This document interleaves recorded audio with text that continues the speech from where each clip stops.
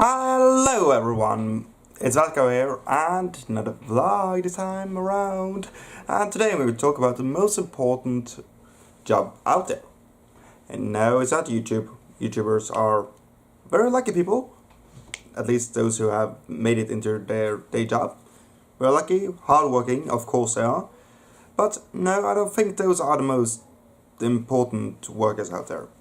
For me, I consider teachers the most important out there, just because, well, first reason, they help students and kids realize what they're good at, what they need to work on, and they shape the course of the future by helping out the students. I say students when I mean from all ages, all from kindergarten to normal preschool, junior high, high school, and college, university.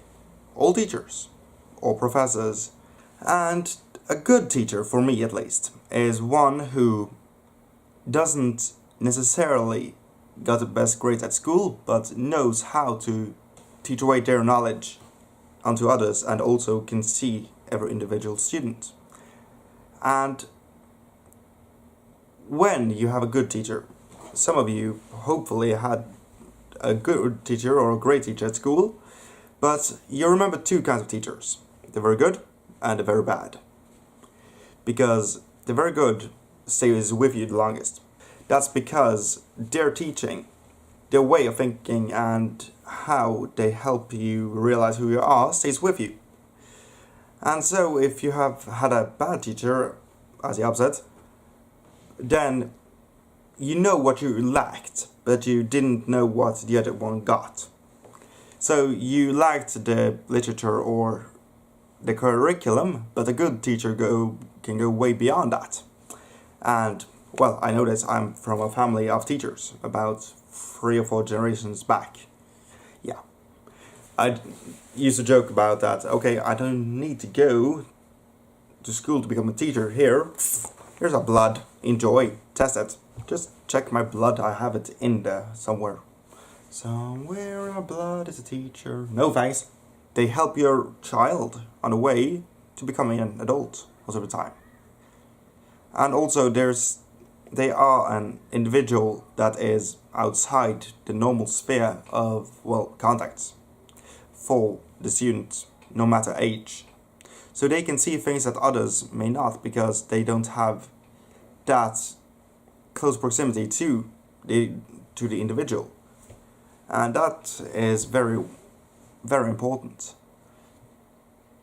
At the same time, a good teacher can spot something that, well, that's not right, that is, you have symptoms on something that no one else saw. That's because they have had the experience with others and can easily spot the similarities between, let's say, syndromes or diseases or anything. Or let's say that they see that, okay, you get diagnosed with, let's say, ADHD, but I can see that that's not ADHD, because then you would behave slightly different. So there are often crashes when it comes to parents and so. But back to the main issue here. The reason why I think this is the most important job in the world is because without a teacher, who would you learn from? Would you learn from just the literature in itself, the curriculum?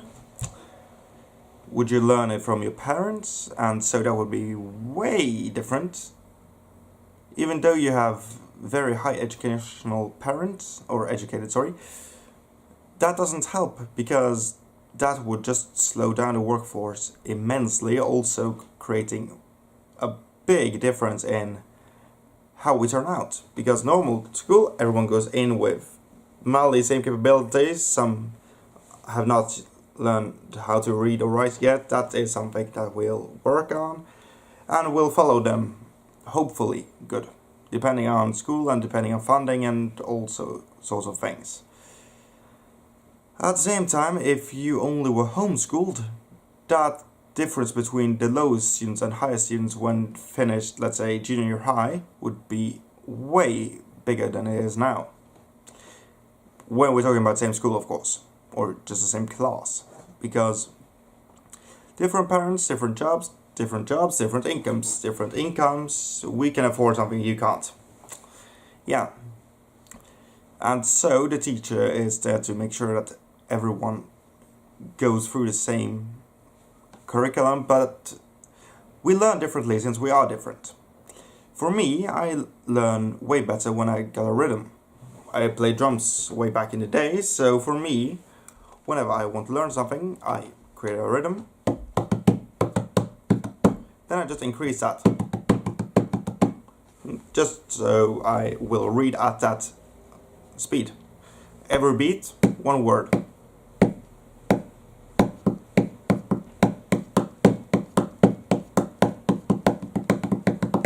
And then just faster. And the pages just fly by. Yeah, that's something I can easily do, but at the same time that would be distracting, so that's why headphones work. So, for me, I like to learn at a deeper level than I'm supposed to.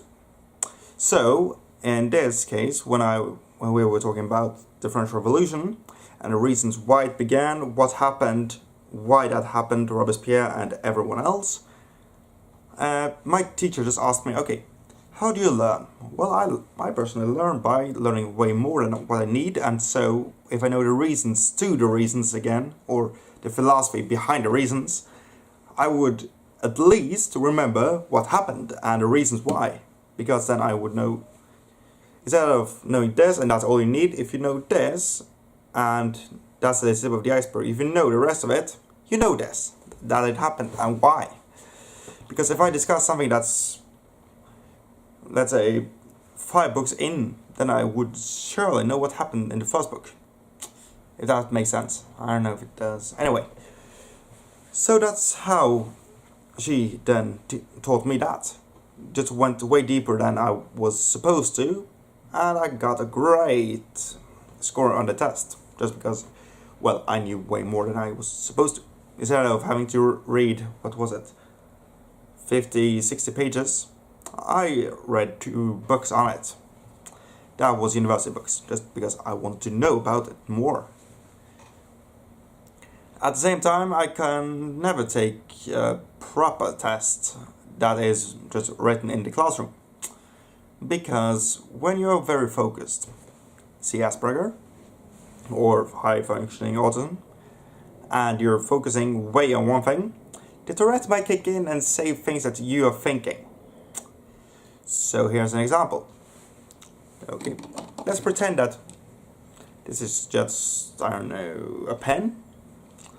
Okay, right now, 1789. Wait, what? And why is everyone looking at me? Did I say anything again? Because if you're not focused like me, any tick won't just be a tick, you won't even know that it happened. Especially if it's a vocal tick. There's not always a case of how big the class is, but at the same time, if you have a class with, let's say, 30 students in it, it is very hard for a teacher to know every student by heart, or know what, or how to help them, how to make them help themselves. That would require a lot of time, and time to spare is not something that you would get if you're going into teaching. You don't go there for the free time, all the free time. I go home from work at 5 and I'm done. No. If you don't think that some jobs have homework, you're sadly mistaken. Working as a teacher, oh, that's a lot of homework. Just think about what the students are going to do, or if you're a student yourself, you know that there's a lot of homework at school. You can try and at least triple that per class, at minimum. And so there's a lot of work for a teacher to do. They have a lot of responsibility and very low salary. So let's do something about that. Please make the classes a bit smaller, because that's good for students and teachers. Especially the students. I've had teachers who had cared very much about the students, and some who don't really care, just dare teach, there is it, check it out, find it out yourself, that's it. I'm out of here. That's a bad teacher. And that's one who doesn't really care about the students that much or have been let down too much, and that's a big problem. So, if you're going to be a teacher, be a great one, but be aware you are going to use a lot of time on it, not that well paid.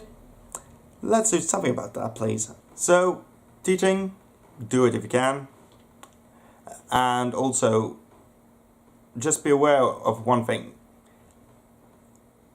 Teaching today is way different from being a teacher at, let's say, 80s or 90s.